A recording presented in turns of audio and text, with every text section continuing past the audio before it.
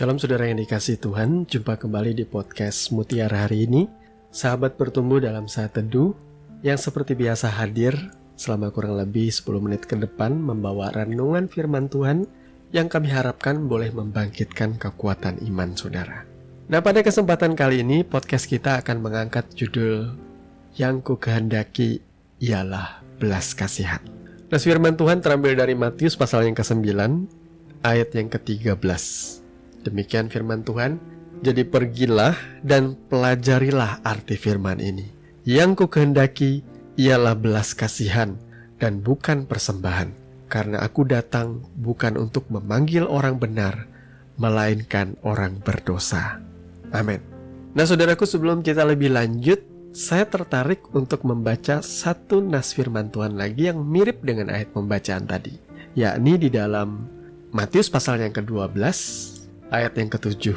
Demikian firman Tuhan, jika memang kamu mengerti maksud firman ini, yang ku kehendaki ialah belas kasihan dan bukan persembahan, tentu kamu tidak menghukum orang yang tidak bersalah. Sekali lagi, amin. Saudaraku yang dikasihi Tuhan, sebenarnya dua ayat pembacaan tadi itu berbeda konteks, berbeda jalan cerita. Nas pembacaan yang pertama dari Matius 9 itu ada hubungannya dengan komplain yang disampaikan oleh orang-orang Farisi, bahwa Yesus dibilang aneh karena bergaul dengan pemungut cukai dan orang-orang berdosa. Kenapa lantas dibilang aneh? Maka jawabannya simpel, karena Yesus adalah seorang guru atau rabi, FYI for your information ya. Seorang rabi atau di dalam adat istiadatnya orang Yahudi, seorang guru adalah seseorang yang memang ahli di dalam memahami kitab suci, Taurat.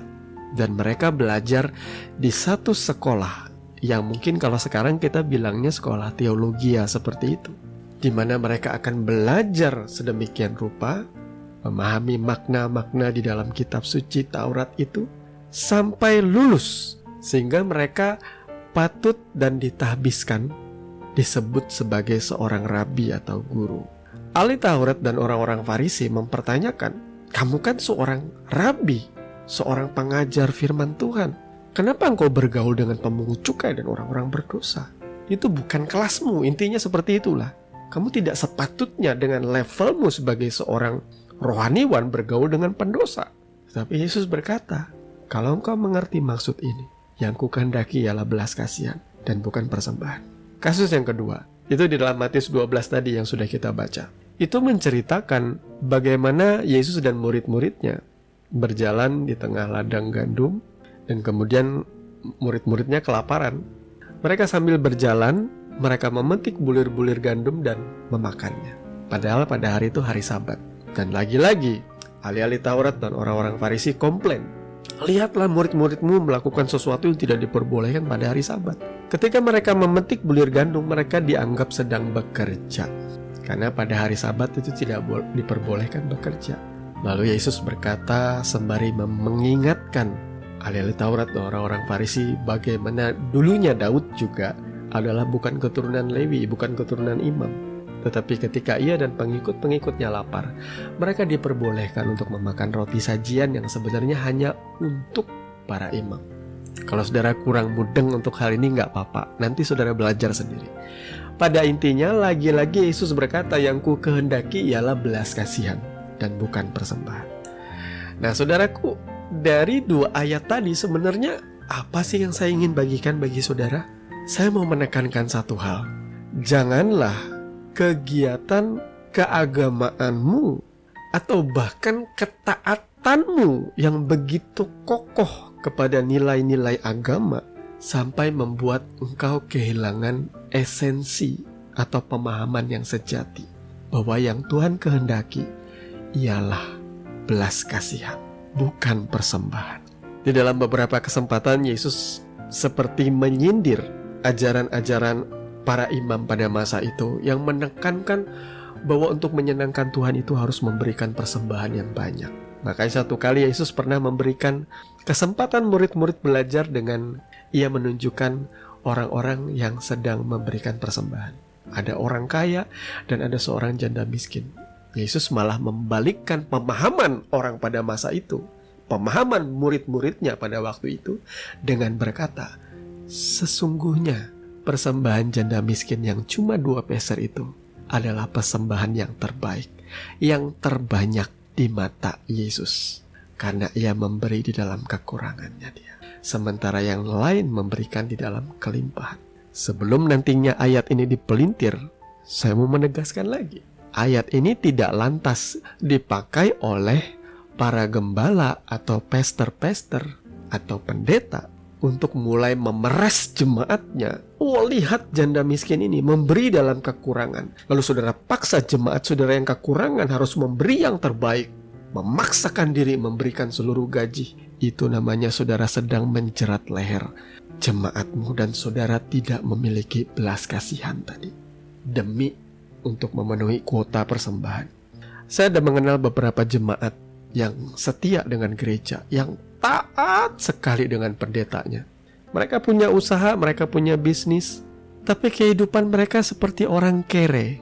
Mereka tidak menikmati hasil usahanya. Setelah diselidiki, ternyata di gereja mereka dituntut oleh gembala atau pemimpin gereja itu untuk memberikan persembahan yang besar.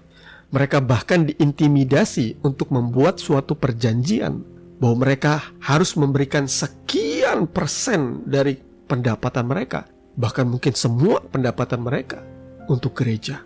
Kalau kamu tidak memenuhi komitmenmu, maka kamu akan dikutuk oleh Tuhan. Kamu akan mengalami bencana ini, itu, dan sebagainya.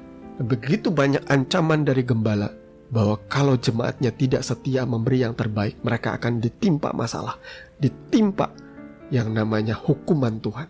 Wah, ini serem saudaraku. Yang lebih menyedihkan ialah banyak jemaat setia ini percaya. Mereka lantas tidak menikmati hasil kerja mereka. Mereka kurang liburan, mereka tidak menikmati jalan-jalan. Lucunya, gembalanya yang jalan-jalan. Gembalanya yang punya outfit mahal. Gembalanya yang punya mobil baru, smartphone yang mewah. Dan itu menyedihkan bagi saya. Saya pikir hamba-hamba Tuhan yang seperti ini tidak memiliki belas kasihan. Apa yang saya sampaikan ini sebuah fakta, saudaraku. Ada pendeta yang bahkan mengajarkan supaya mendahulukan memberikan persepuluhan dan persembahan dulu, baru urusan rumah tangga. Itu bagi saya serem deh. Gak boleh seperti itu.